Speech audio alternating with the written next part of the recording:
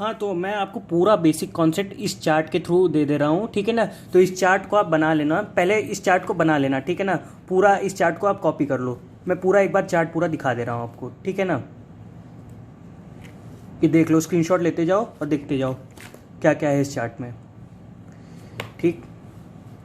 पहले एक बार पूरा इस चार्ट को बना लेना आप, ठीक है ना, तो समझने में आपको थोड़ा आसानी हो जाएगा, ठीक है ना। हाँ, तो अपन बात कर रहे थे एंटी पार्किंसंस ड्रग की, ठीक। तो एंटी पार्किंसंस ड्रग में पहले तो देखो, टायरोसिन से लेविडोपा बनता है, इसको क्या कहते हैं, लीवोडोपा, ठीक। टायरोसिन से लीवोडोपा बनता है, और ये मान लो आपका ब्लड ब्रेन बैरियर है, ये पेरिफेरी है, ये ब्रेन है, ठीक है। इतना समझ में आता है। तो जो है लीवोडोपा जो है अंदर जो है क्रॉस कर जाता है, ठीक। लीवोडोपा अंदर ब्लड ब्रेन बैरियर के थ्रू क्रॉस कर जाता है, ठीक। जो ये लीवोडोपा, लेकिन जो पेरिफेरल में है लीवोडोपा, वो डोपामिन डी कार्बोक्सिलेज, ये डीडीसी क्या है, डोपामिन डी कार्बोक्सिलेज, ये डोपामिन में कन्वर्ट हो जाता है, ठीक। और डोपामिन जो है, ये जो मेन डोपामिन है, अपना ब्लड ब्रेन बैरियर क्रॉस नहीं कर पाता। इसीलिए आप किसी भी पेशेंट को अगर डोपामिन देते हैं तो वो डोपामिन क्या करेगा, ब्लड ब्रेन बैरियर क्रॉस नहीं कर पाएगा, वो पेरिफेरली रह जाएगा, ठीक। अब यही जो एल डोपा है वो COMT, एक COMT एंजाइम होता है, कैटेकॉल ऑर्थोमिथाइल ट्रांसफरेज, ये क्या बना देगा, 3OMD, इसको क्या कहते हैं, 3 ऑर्थोमिथाइल डोपा, ठीक है ना। तो ये कैटेकॉल एक स्ट्रक्चर होता है, तो ऑर्थोमिथाइल का ट्रांसफर कर देता है, लिखा है ऑर्थोमिथाइल ट्रांसफरेज, ऑर्थोमिथाइल ट्रांसफरेज, ठीक है ना। तो ये कैटेकॉल जो होता है ऑर्थोमिथाइल का ट्रांसफर करा देता है, तो इसीलिए क्या बन जाएगा, 3 ऑर्थोमिथाइल डोपा, ठीक है ना। 3 नंबर पे ऑर्थोमिथाइल लग जाएगा, सिंपल सी बात, COMT से। अब डोपामिन तो हमारा क्रॉस नहीं करेगा, तो हम लोग लीवोडोपा ही देंगे, तो लीवोडोपा हमारा क्रॉस कर गया, ठीक है, ब्लड ब्रेन बैरियर में क्रॉस कर गया। तो यहां पे क्या होता है कि डोपामिन डी कार्बोक्सिलेज, अगेन यहां पे जो एंजाइम ऊपर था, जो एंजाइम यहां पर है, वो एंजाइम यहां पर भी होता है, और इसमें क्या होता है, डोपामिन डी कार्बोक्सिलेज में एक को फैक्टर आता है, इसको क्या कहते हैं, पायरिडॉक्सिन, इसको क्या कहते हैं, पायरिडॉक्सिन, ठीक है ना। लेकिन हमें हमेशा याद रखना है कि जो यहाँ पेरिफेरल पे डोपा डी कार्बोक्सिलेज होता है वो ज़्यादा एक्टिव होता है, और जो यहाँ वाला अंदर ब्रेन में जो होता है वो थोड़ा सा लेस एक्टिव होता है।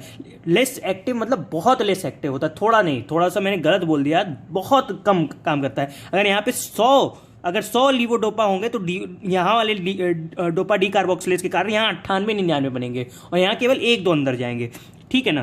तो अब ये जो लीवोडोपा है ये फिर डोपामिन डी कार्बोक्सिलेज के कारण डोपामिन में कन्वर्ट होगा, ठीक है ना। यहाँ पे डोपामिन, और यही हमको चाहिए।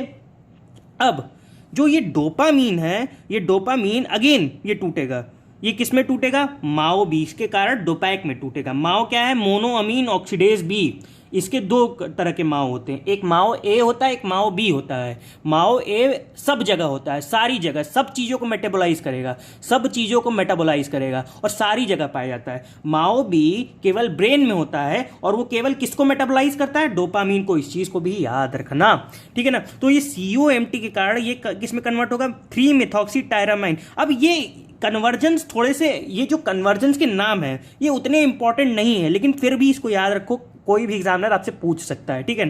3-मेथॉक्सीटायरामाइन 3MT में कन्वर्ट हो जाएगा और डोपैक में कन्वर्ट हो जाएगा, माओ बी के कारण। डोपैक क्या होता है, 3,4-डाइहाइड्रोक्सी फेनिल एसिटिक एसिड, बहुत बड़े बड़े नाम लग रहे होंगे, लेकिन धीरे धीरे पढ़ोगे याद हो जाएगा, ठीक है। क्या है, 3-मेथॉक्सीटायरामाइन और three four dihydroxy phenyl acetic acid, three methoxytyramine three four dihydroxy phenyl acetic acid. अब ये 3-मेथॉक्सीटायरामाइन जो है, फिर से ये वाला COMT कारण आया। अब ये जो है माओ के कारण ये क्या बना लेगा, होमोवेलिनिक एसिड HVA, और ये जो है डोपैक आपका COMT कारण क्या बना लेगा, होमोवेलिनिक एसिड, ठीक है ना। ये COMT कारण बनाएगा, ये माओ के कारण बना लेगा, ठीक है ना। यहाँ पे लीवोडोपा जो है COMT कारण 3 ऑर्थोमिथाइल डोपा बन रहा था, और जो यहाँ पे डोपामीन है ना, यहाँ डोपा है, इसमें और इसमें अंतर है। यहाँ पे डोपा को 3 ऑर्थोमिथाइल डोपा बना रहा है, यहाँ पे डोपामीन को 3-मेथॉक्सीटायरामाइन बना रहा है, ठीक है ना। वो अंतर थोड़ा सा याद रखना, 3-मेथॉक्सीटायरामाइन है और वहाँ पे 3 ऑर्थोमिथाइल डोपा है, ठीक है ना। अब बात करते हैं ड्रग की, ठीक है ना। अब ड्रग की बात करते हैं, अब आते हैं मेन अपने पॉइंट पे। अब क्या करेंगे, अगर हमको ट्रीट करना है, अगर हम किसी भी पेशेंट को ट्रीट करना है तो हम लोग डोपामिन का प्रिकर्सर ही तो देंगे, डोपामिन का प्रिकर्सर ही तो देंगे। और क्या होता है डोपामिन का प्रिकर्सर, क्या कहते हैं, लीवोडोपा होता है, लीवोडोपा होता है डोपामिन का प्रिकर्सर। और अब ये लीवोडोपा तो चला गया, ठीक है ना। अब लीवोडोपा के साथ हमको अगर लीवोडोपा चलो हमने मान लो दे दिया, ठीक है ना, हम लोग लीवोडोपा दे दिए, लीवोडोपा का कॉन्सेंट्रेशन बढ़ा दिए, ठीक है। लेकिन वो हम लोग जानते हैं कि डोपामिन डी कार्बोक्सिलेज जो एंजाइम होता है वो पेरिफेरल में ज़्यादा एक्टिव होता है, और यहाँ पे वो डोपामिन का लेवल ज़्यादा बढ़ा देगा, यहाँ पे ज़्यादा बढ़ा देगा, यहाँ पे तब भी कम आएगा। तो इतना इफेक्टिव जो है ना, ये इसकी इफिकेसी जो है बहुत कम रहती है, इसकी इफिकेसी जो होती है वो बहुत ही कम रहती है। तो इसीलिए इसके साथ हम लोग हमेशा क्या देते हैं, डोपामिन डी कार्बोक्सिलेज इनिबिटर। इसके साथ हम लोग क्या देते हैं, डोपामिन डी कार्बोक्सिलेज इनिबिटर। अगर ये दे देंगे तो ये पेरिफेरल में जो डीडीसी है ये जो है एक काम नहीं कर पाएगा अपना, ठीक है ना। और ये जो एल डोपा है डोपामिन में कन्वर्ट नहीं होगा, तो ये सारा का सारा जो एल डोपा है ये अंदर आ जाएगा, ठीक है ना। तो ये जो सारा का सारा एल डोपा है वो डोपामिन में कन्वर्ट हो जाएगा, और ठीक है ना। तो इसमें इसको क्या कहते हैं अपन, बेंजेसरजाइड होता है इसमें, और कार्बिडोपा होता है। तो levodopa is always given in combination with carbidopa, ठीक है ना। ये याद रखना, कार्बिडोपा इसमें मेन ड्रग है। इसको कैसे याद कर सकते हैं, कार्बन सुने होगे ना, कार्बन, ठीक है ना, आपने 12वीं में अपने पढ़ा होगा कि कार्बन तो पढ़ा होगा ना, तो वही है कार्बिडोपा और बेंसेराजाइड, ठीक है ना। अब देखते हैं, अब यहाँ पे चलो ठीक है, मान लिया, चलो ठीक है, आपकी भैया बात सही है कि अगर हम लोग एल डोपा दे दिए ज़्यादा तो डोपामिन ज़्यादा पेरिफेरल में बन गया, तो क्या हो जाएगा, थोड़ा अगर डोपामिन ज़्यादा बढ़ गया पेरिफेरल में क्या हो जाएगा, नहीं। किसी भी चीज़ का बॉडी में फिजियोलॉजिकल मैकेनिज्म में अगर कोई भी चीज़ बढ़ती हो नुकसान ही देती है, किसी चीज़ की भी अति बहुत बुरी होती है। तो कैन नॉट क्रॉस, अगर ब्लड ब्रेन बैरियर अगर नहीं क्रॉस करता है तो ये पेरिफेरल डिग्रेडेशन और साइड इफेक्ट दे देगा, ठीक है ना, पेरिफेरल इफेक्ट और साइड इफेक्ट देगा, ठीक है ना। तो ये क्या कराएगा, हाइपोटेंशन कराएगा, एरिथमिया कराएगा, वॉमिटिंग कराएगा। तो इसकी मैं बात करूंगा क्यों, कैसे, किस रिसेप्टर पे काम करके ये सब काम कराता है, तो मैं इसकी आगे बात करूंगा। लेकिन अभी इतना जान लो कि वॉमिटिंग, एरिथमिया, हाइपोटेंशन, हाइपरटेंशन भी कराता है, मिड्रियासिस भी कराता है। मिड्रियासिस कराएगा तो क्या हो, प्रेसिपिटेट होगा, ग्लोकोमा प्रेसिपिटेट हो जाएगा, ठीक है ना। तो ये मैं आगे बात करूंगा कि कौन से रिसेप्टर पे काम करते, क्या चीज़ बनाता है, कौन सा साइड इफेक्ट देता है। डोपामिन का, पेरिफेरल डोपामिन का बहुत सारा साइड इफेक्ट होता है, ठीक है ना। तो dopamine formed in periphery will not cross blood brain barrier, ये तो मैं बता चुका हूं आपको। तो levodopa will cross blood brain barrier, इसीलिए इसको प्रिकर्सर ऑफ डोपामिन को हम लोग दे सकते हैं। पहली दवा हमारी कंप्लीट हो गई और दूसरी दवा भी कंप्लीट हो गई, डोपा डी कार्बोक्सिलेज इनिबिटर, ठीक है। अब सुनो, अगर लीवोडोपा जो है हमारा मेटाबोलाइज होकर COMT का 3 ऑर्थोमिथाइल डोपा में कन्वर्ट हो रहा है, ठीक है ना।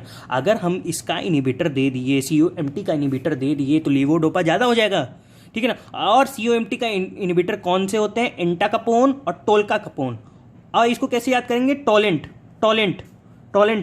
ठीक है ना। टैलेंट नहीं, टैलेंट होता है ना, टैलेंट सुना होगा, सबके अंदर कुछ ना कुछ टैलेंट होता है, ठीक है ना। कोई भी ऐसा नहीं पैदा हुआ जिसके अंदर कोई टैलेंट ना हो। किसी में खाने का टैलेंट होता है, किसी में सोने का टैलेंट होता है, ठीक है ना। तो जोक्स अपार्ट, तो COMT इनिबिटर कौन कौन से होते हैं, एंटाकापोन और टोल्काकापोन। इसमें ज़्यादा एफिकेशियस कौन सा होता है, आपका एंटाकापोन होता है, ठीक है ना। और टोल्काकापोन को भी हम लोग नहीं देते हैं क्योंकि ये हिपैटिक टॉक्सिसिटी इसका साइड इफेक्ट होता है, जिसकी मैं आगे बात करूंगा अभी। लेकिन जान लो कि इसमें लिवर की टॉक्सिसिटी हो जाती है, इसीलिए इसको अवॉइड करते हैं। और ये ब्रेन में ज़्यादा एक्टिव होता है, ठीक है ना। ये टोल जो है ना, टोल से याद करना ना, टोल को क्रॉस कर जाता है। ब्लड ब्रेन बैरियर हमारा टोल प्लाजा सुने ही होगे, टोल प्लाजा पे सब पैसा वसूलते हैं ना आपसे, तो ये ज़्यादा क्रॉस कर जाता है। और जबकि एंटाकापोन जो होता है पेरिफेरल काम ज़्यादा करता है, तो अगर पेरिफेरल ज़्यादा काम करेगा तो CMT बाहर वाले को तोड़ेगा, और बाहर वाले को तोड़ा तो लीवोडोपा कंसंट्रेशन बढ़ेगा, तो वो लीवोडोपा और भी अंदर जाएगा। लेकिन इसको भी हम लोग कार्बिडोपा के साथ ही ज़्यादा देना प्रिफर करते हैं, ठीक है ना। इस चीज़ को भी याद रखना, ठीक है ना। अब मान लो कि लीवोडोपा चलो अंदर आ गया, ठीक है ना। तो यहाँ पे पायरिडॉक्सिन कोफैक्टर का क्या रोल है, ठीक है ना। हम लोग पायरिडॉक्सिन अवॉइड करते हैं, जब भी हम लोग कार्बिडोपा के साथ पायरिडॉक्सिन हम लोग नहीं देते हैं जनरली। कार्बिडोपा के साथ तो पायरिडॉक्सिन दे ही नहीं सकते, कोई मतलब ही नहीं बनेगा क्योंकि वो तो इनहिबिटर है। और लीवोडोपा के साथ हम लोग पायरिडॉक्सिन कोफैक्टर नहीं देते हैं, ठीक है ना। लीवोडोपा के साथ पायरिडॉक्सिन कोफैक्टर नहीं देते हैं क्योंकि अगर हम लोग देंगे तो ये डोपा डी कार्बोक्सिलेज की एक्टिविटी बढ़ा देगा और पेरिफेरल डोपामीन अगेन बढ़ जाएगा। तो ये क्वेश्चन कभी कभी आता है कि हम लोग पायरिडॉक्सिन क्यों नहीं देते लीवोडोपा के साथ, तो इसका यही कारण है, ठीक है ना।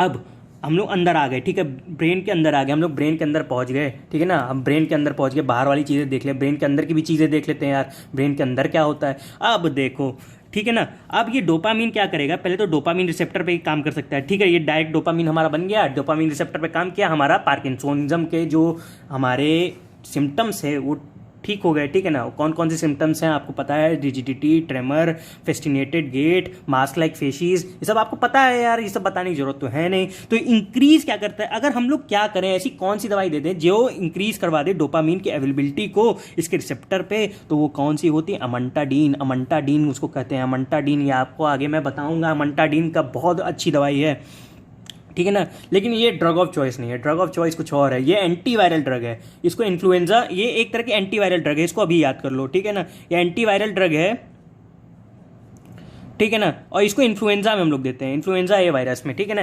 इन्फ्लुएंजा ए वायरस में देते हैं, ठीक है ना।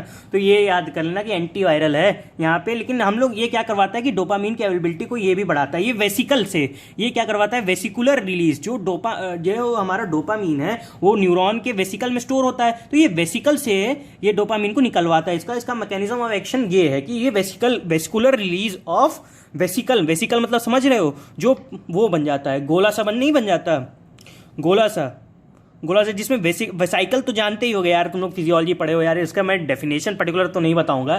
तो वेसाइकुलर रिलीज करवा देता है डोपामिन का, वेसाइकल में जाके स्टोर हो जाता है तो रिलीज करवा देता है न्यूरॉन से, तो उसकी वही काम करता है अमंटाडीन आपका, ठीक है ना। अब मैं बात करूं कि डोपामीन अगोनिस्ट कौन कौन से होते हैं, तो डोपामीन के अगोनिस्ट मैं दे दूं यार, तो डोपामीन के अगोनिस्ट दे दिया तो डोपामीन रिसेप्टर का ज़्यादा काम करेंगे, ठीक है ना। तो इसमें चार दवाई आती है, इसमें दो तरह की चीज़ें, पहले तो आपको अभी मैं बता दूं, एक अर्गट डेरिवेटिव होता है, एक नॉन अर्गट डेरिवेटिव होता है। तो अर्गट डेरिवेटिव और नॉन अर्गट में, जैसे आपने कभी नहीं सुना होगा कि कभी किसी भी जैसे चीज़ को हम लोग उसके कहाँ से ऑब्टेन हुआ है उस पर डिवाइड करते हैं, लेकिन इसकी स्पेशल प्रॉपर्टीज़ कुछ होती हैं, वो मैं आगे बात करूँगा ergot derivative non ergot derivative में कि क्या प्रॉपर्टीज़ है, क्यों उसको अपने जो जहाँ से ऑब्टेन हुआ उसके नाम पर डिवाइड किए हैं, तो ठीक है ना। तो मैं बताऊंगा, उसको भी मैं बताऊंगा। तो परगोलाइड होता है, प्रेमीप्रेक्सोल होता है, ब्रोमोक्रिप्टीन होता है, रोपिनारोल होता है, ठीक है ना। तो इसमें प्रेमीप्रेक्सोल और रोपिनारोल हमेशा ड्रग ऑफ चॉइस होते हैं पार्किंसोनिज्म की, ये भी मैं आपको आगे बताऊंगा। तो इसको कैसे याद करना है, प्रेमी, ठीक है ना। किसी का ब्रेकअप हो गया, आपके दोस्तों में किसी का ब्रेकअप हो गया, तो आप लोग उसको सांत्वना थोड़ी नहीं देते जाते हो, आप लोग कहते हैं रो ब्रो प्रेमी पर, अपने प्रेमी पर रो, ठीक है ना। जोक सपाट, आगे बात करते हैं, ठीक है ना। तो डोपामीन रिसेप्टर कितने तरह के होते हैं, 5 तरह के होते हैं, ठीक है ना। एक D1 लाइक हो गया, एक D2 लाइक हो गया। D1 लाइक कौन कौन से होते हैं, D1 D5 होते हैं, पहला वाला अंतिम वाला वो हमेशा एक्साइटेटरी, और बीच के जितने इनहिबिटरी, ठीक है ना। ऐसे याद करोगे हमेशा याद रहेगा। अब देखो जो डोपामीन है ये डोपैक पे कैसे कन्वर्ट हो रहा है, डोपैक पहले तो है क्या, 3,4 डाईहाइड्रोक्सी फिनाइल एसिटिक एसिड, क्या है, 3,4 phenyl dihydroxy phenyl acetic acid, ठीक है ना। अगर इसको माओ इनिबिटर से इनिबिट कर दिया तो डोपामीन फिर से डोपामीन रिसेप्टर पे काम करेगा। तो इसमें क्या कौन कौन से दवाई हम लोग दे सकते हैं, ठीक है ना। तो इसमें रसाजिलीन देते हैं और सेलिजिलीन देते हैं, ठीक है ना। तो इसको कैसे याद करेंगे, सेल रस, कोई आदमी जैसे कोई जूस बेचता है ना जूस, तो सेल रस सेल करना है, ठीक है ना। तो सेलेजिलीन रसाजिलीन, सिंपल सा चीज़, ठीक है ना, सिंपल सा कॉन्सेप्ट। अब यही यहाँ पे मैंने आपको बताया था COMT इनिबिटर यहाँ पे कौन सा काम करता है, सेंट्रल वाला टोल्कापोन होता है, ठीक है ना। तो टोल्कापोन, तो ये चीज़, ये पूरा चार्ट, ठीक है ना, ये बना लोगे ना तुम, ये पूरा चार्ट जो तुम्हारा है, ये पूरा का पूरा chart anti Parkinson drug in nutshell, तो ये तुमको 5 से 10 मिनट में पूरा तुम्हारा पार्किंसन का हर एक एंटी पार्किंसन ड्रग तुम्हारा रिवाइज हो जाएगा, ठीक है ना। उसका मैकेनिज्म ऑफ एक्शन तो मतलब कि उसकी डिटेल्स तो नहीं बताएगा, लेकिन इतना बता देगा कि आप कुछ ना कुछ एग्जाम में ढंग का लिख के आ जाओगे, और वही मेरा मोटो है, ठीक है ना। तो यार नोट्स आपको सारे डिस्क्रिप्शन में ही मिलेंगे, और नेक्स्ट वीडियो में आपको मैं और भी इसके बारे में बताऊंगा, और वो ज़्यादा इंटरेस्टिंग हुआ। ये तो बस खाली से ओवरव्यू था, अब वो जो चीज़ आ रही है वो और मज़ेदार होगी, ठीक है ना। तो मिलते हैं नेक्स्ट वीडियो में।